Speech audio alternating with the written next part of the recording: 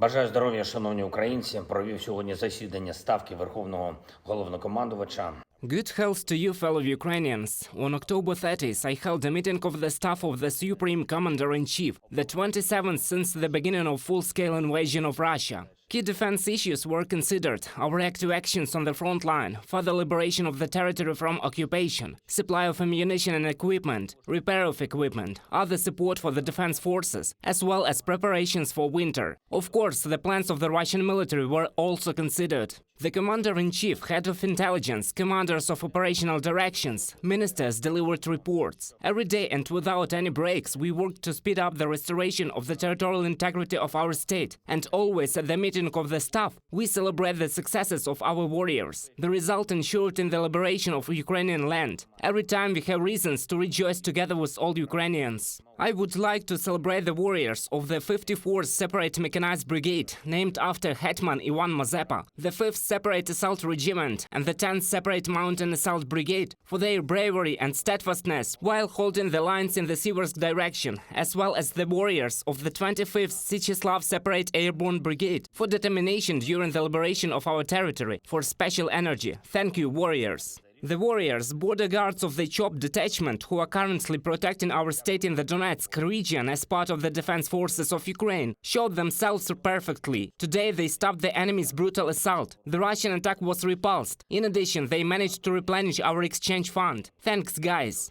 The air forces also have a result. On October 30th, there were a downed Russian attack helicopter and a downed Russian aircraft Su-25. Russian terrorists continue shelling in various directions: Chernihiv region, Kharkiv region, Donbass, Dnipropetrovsk region, Zaporizhia and the region, Mykolaiv and the region. We respond to the occupiers. We respond tangibly.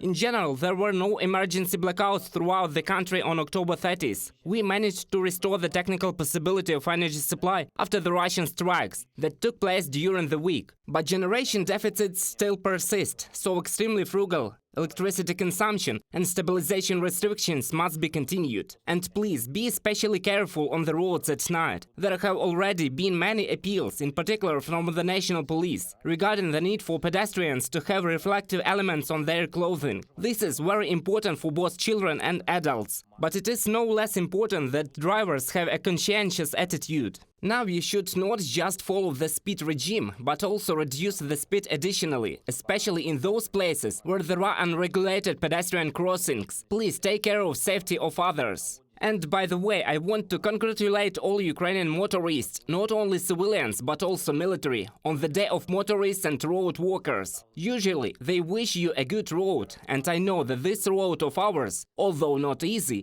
definitely leads to our joint victory. Congratulations.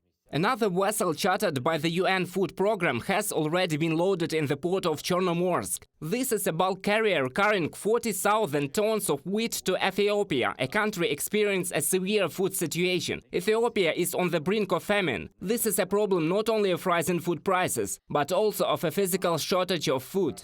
We are ready to release these vessels into the sea like all others that left the ports of Great Odessa during the grain export initiative. But this bulker with wheat for the UN Food Program and other vessels with agricultural products are forced to wait because Russia is blackmailing the world with hunger. What did the world hear? That someone allegedly launched drones from a bulker. At first they talked about war birds, then war insects, now war grain. A killer wheat which drones Russian admirals? Well, what can you say? They are truly sick people, but these sick people are once again putting the world on the brink of a severe food crisis. Russia is the only one to blame for the fact that food will now become more expensive for people across vast expanse from West Africa to East Asia. Russia is the reason why people, in particular in Ethiopia, Yemen and Somalia, are left without a catastrophic food shortage.